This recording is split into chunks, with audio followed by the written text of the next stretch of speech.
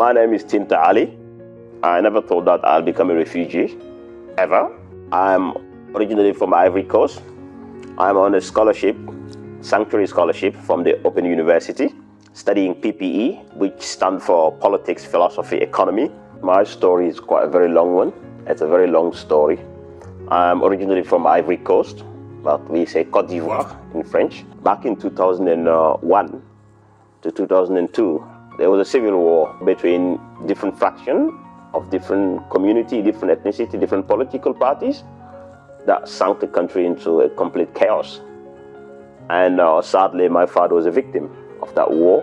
I came here in 2010, and 9 months later, I claimed asylum. Between 2013 to 2024, I went through a lot, but I also did a lot in terms of voluntary work and stuff. So I was granted officially in 2024.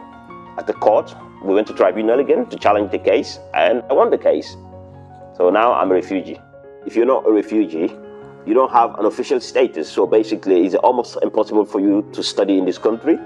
You can only study on a scholarship, or somebody is generous enough to pay for your studies, and then you've got to tell the Home Office why that person is doing that. So there's so many barriers.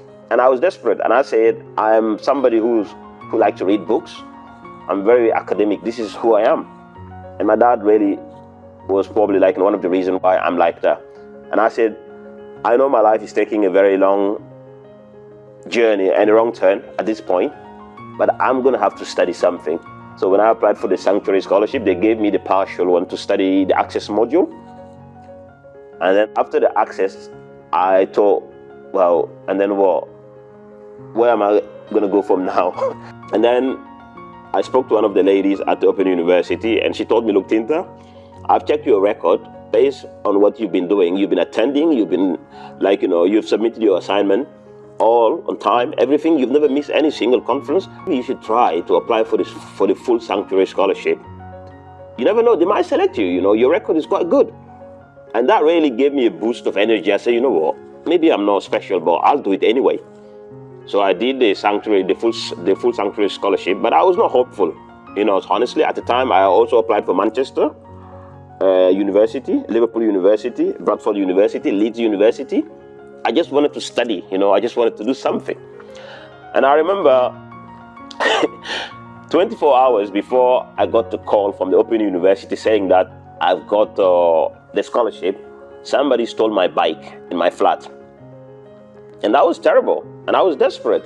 And you can see, somebody who's a refugee, who have no money, who's so desperate to study something, and he's been praying to God and praying to man, to everybody, just help me do something here. And somebody just came and stole my bike. And the bike is everything to me, I use my bike, for travel, for transport, for everything. And I got the call the same day or the next day, from somebody from the OU saying that, well, congratulations. I said, about what?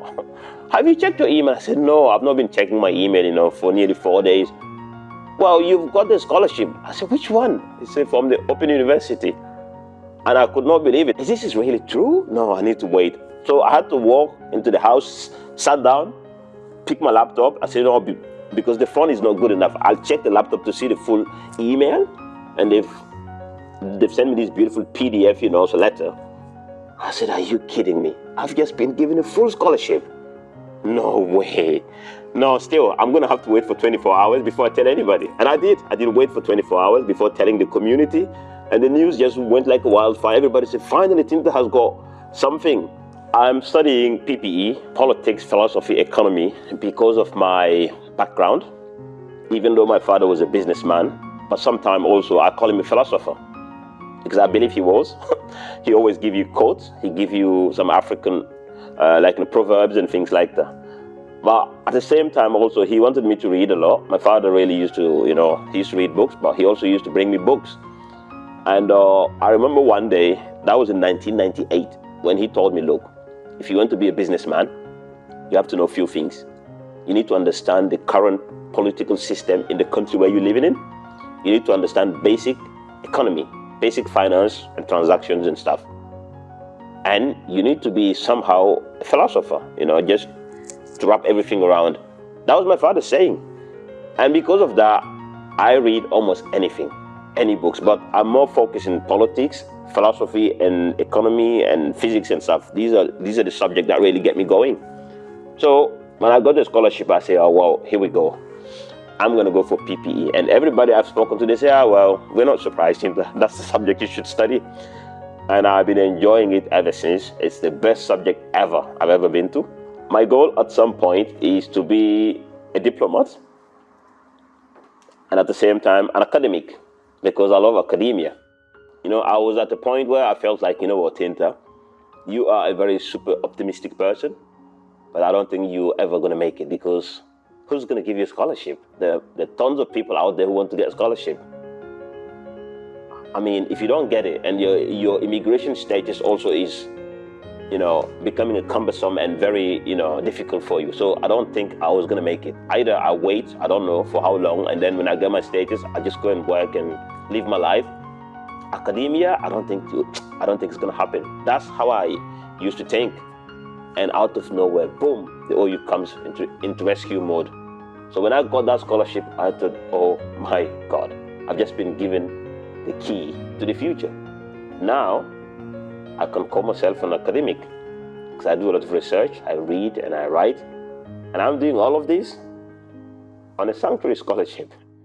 Thanks to the scholarship, like in a sanctuary scholarship program, I'm sitting here talking to you, and I'm saying thank you is just a very simple English word, but for me, it's got a deeper meaning to it, because you gave me purpose, never to give up, and to believe that anything is possible in life.